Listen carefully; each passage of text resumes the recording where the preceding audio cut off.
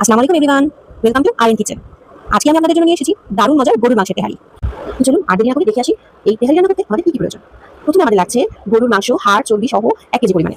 আর এখানে আছে লবণ, আধা চামচ জিরা গুঁড়া, মরিচ গুঁড়া, এগুলো স্বাদ মতো যা যা। আর এখানে আছে 1.5 টেবিল চামচের মতো তেহারি মশলা। এখানে আছে টমেটোর সস 1.5 টেবিল চামচের মতো, লাগবে 1.5 টেবিল চামচের মতো আদা রসুন বাটা। এখানে আছে 1.5 কাপ পেঁয়াজ কুচি। এখানে আছে 1 কাপ পরিমাণে সরিষা